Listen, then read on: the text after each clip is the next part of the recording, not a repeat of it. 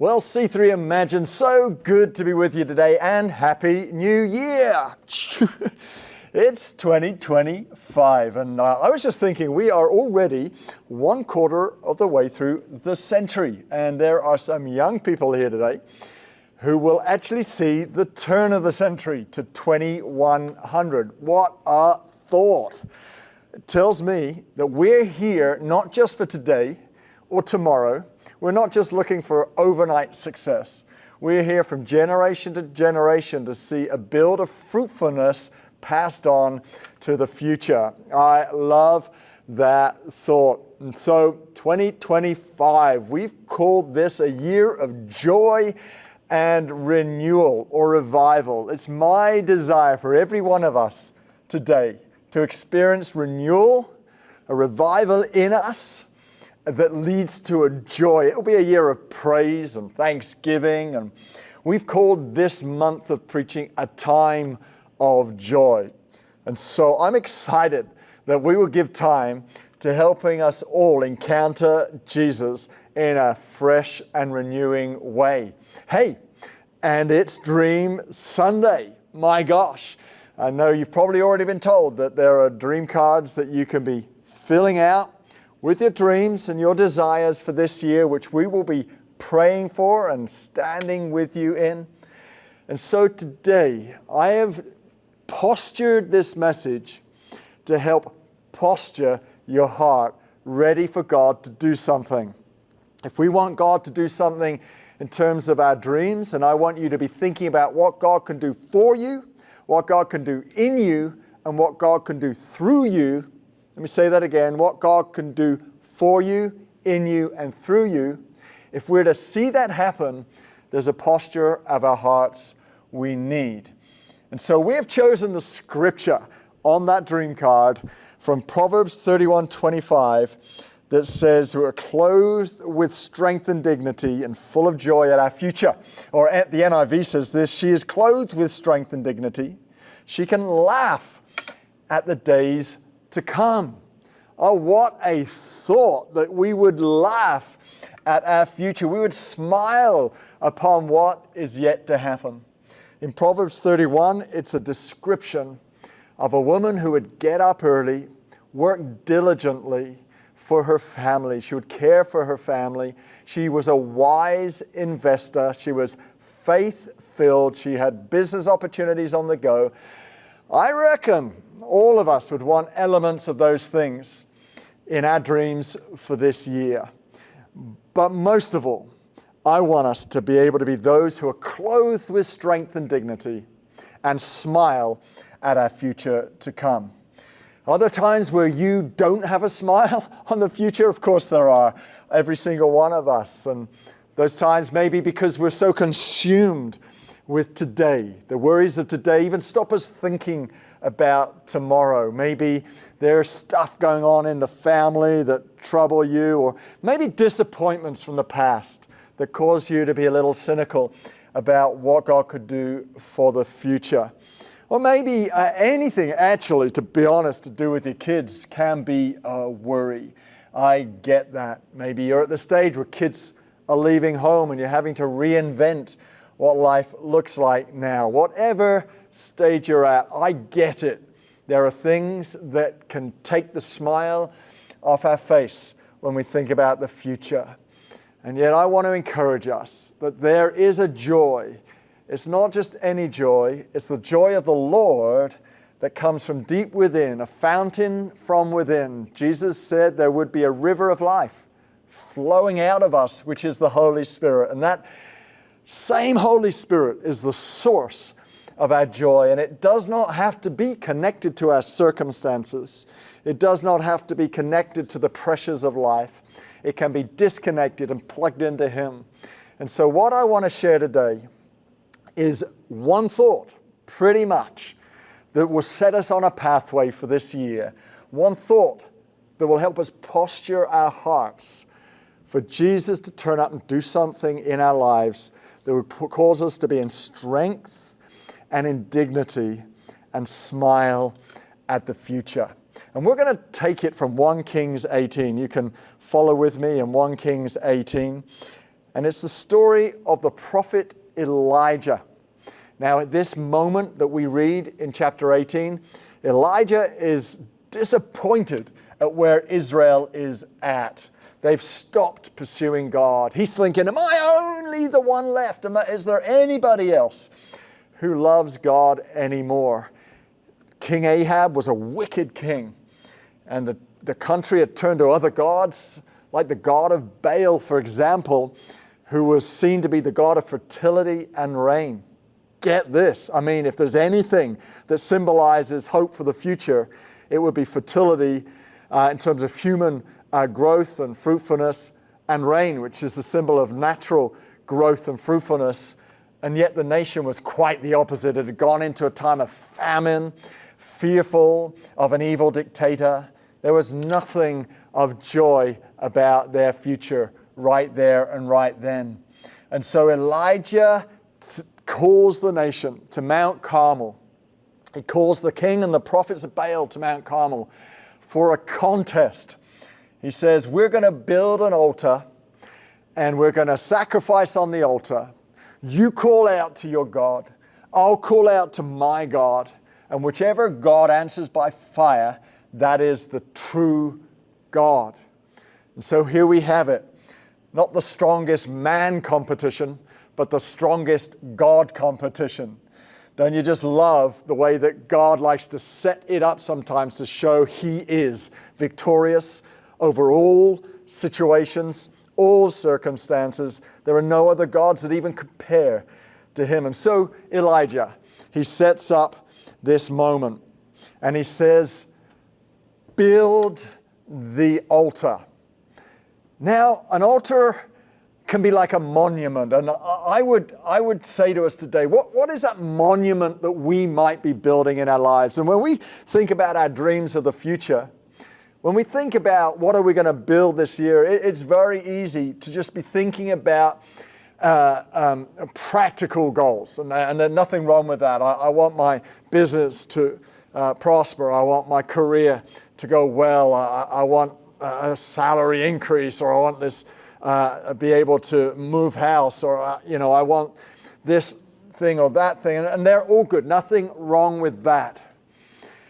But I want us to have a posture in our hearts that enable us not to make them monuments or altars in their own right, but rather we build an altar for the Lord, that we're consecrated to Him, so that travels through these dreams, that those dreams that we have are nothing compared to building an altar for Him, a monument for Him. And so he says, let's build an altar.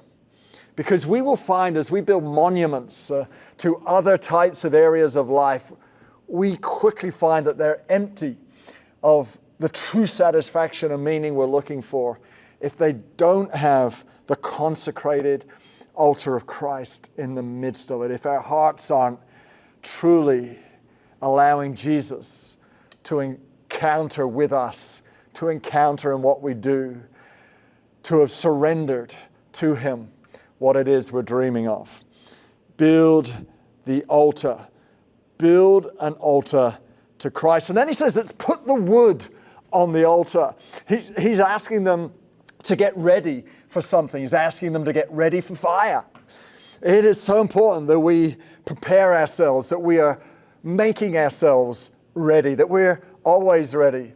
Paul says we're to preach the gospel in season and out of season. We all sort of love the summer. I love the spring and autumn too. And maybe winter isn't our favorite month. Maybe it is your favorite month. There are seasons that are in for us and seasons that are not. But he says, whatever season of life you go through, let's ensure that we can still be preaching the gospel. Let's ensure that our hearts are still postured toward Him, to wait upon the Lord, to turn to Him, to be postured toward Him.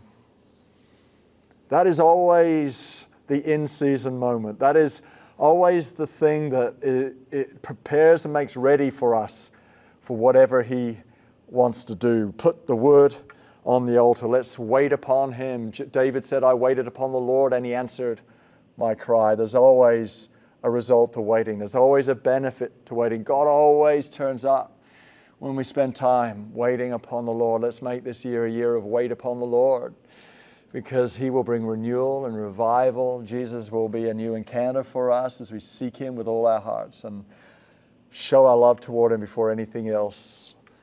Put the wood on the altar. And then He says, cut the bull and put it on the altar. Cut the bull. I think that is such a good line when it comes to prayer. There's no point in pretense or pretending with God. We need to cut the bull, if you get what I mean. We just need to be straight talkers, open-hearted toward Him, transparent, vulnerable toward Him.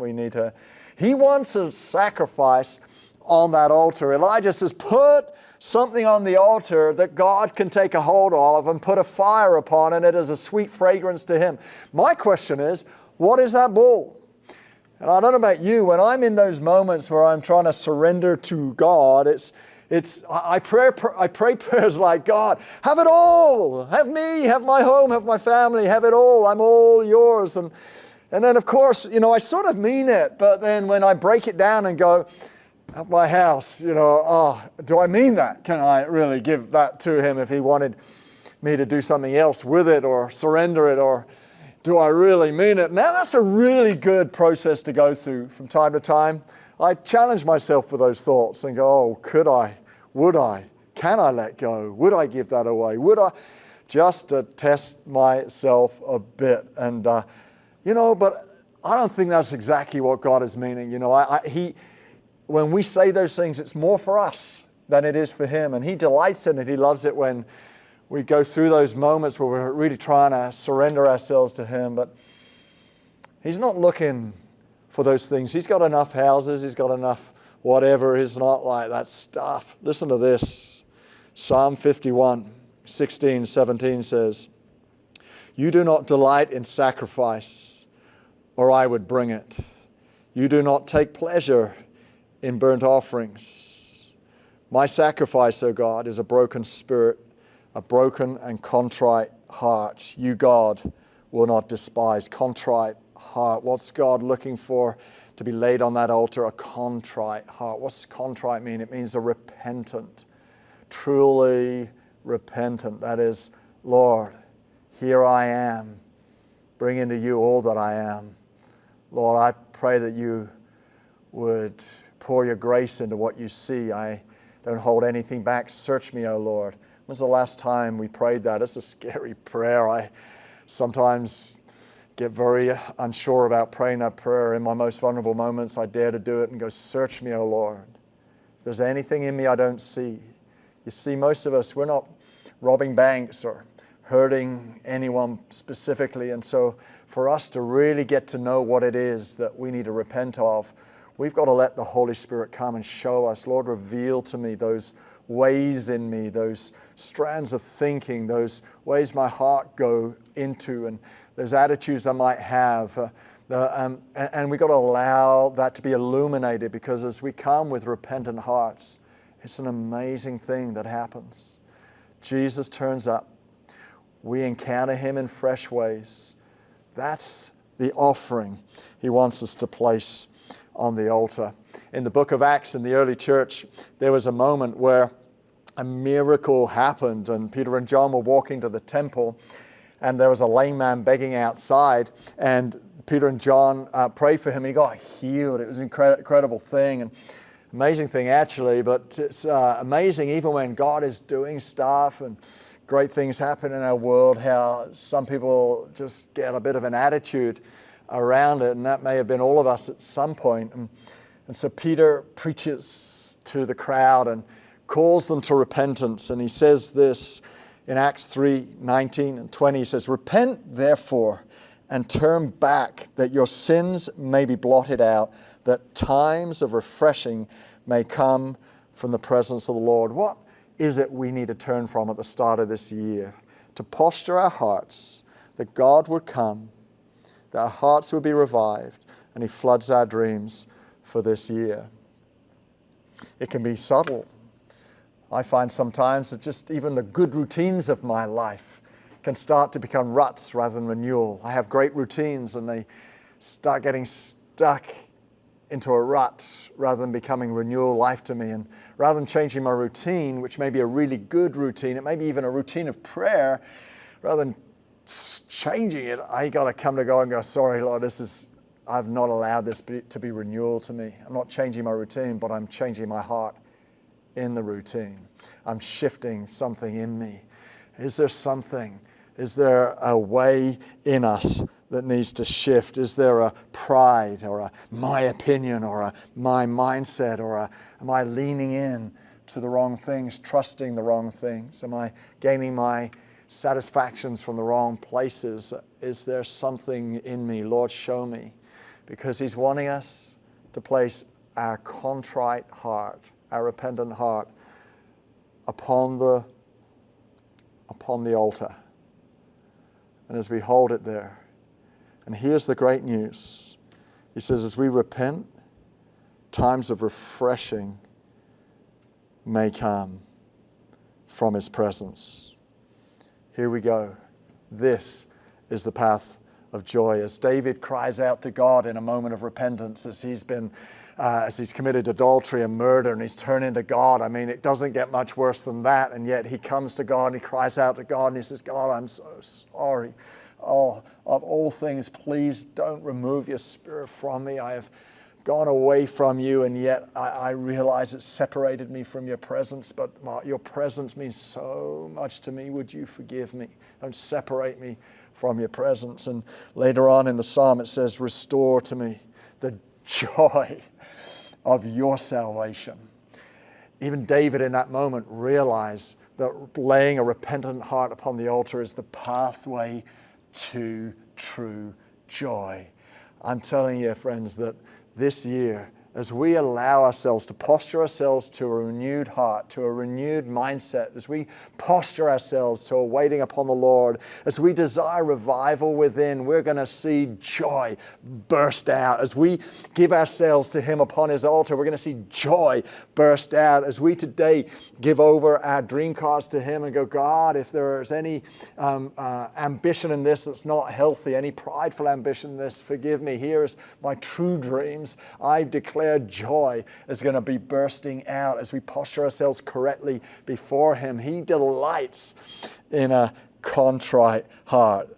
And then you will find that your road will have a smile upon it as you look upon the future. And then Elijah said this, pour water all over the altar. Pour water. Oh my gosh, as if it wasn't hard enough already. You've got an altar, you've got wood, you've got the sacrifice, but still no fire, except an anticipation of it. And now he's saying, pour water on it. Make it harder. Drench this thing. I don't want this easy. If God is going to turn up, He's going to turn up in the full expression of His grace, in the full expression of His power.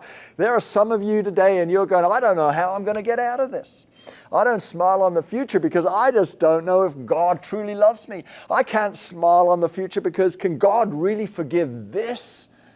And my answer to you is yes, He can, and yes, He will. He's on you too. He will not just cleanse you, He is going to restore your path of joy. He's going to renew to you a smile on the future. He's going to cover your future with His fragrance of freedom, because His presence is for you. If you come with a posture of a repentant heart, there is nothing that God cannot do. There is no situation He cannot turn around. There's no sin He cannot cleanse. There's no pathway He cannot restore.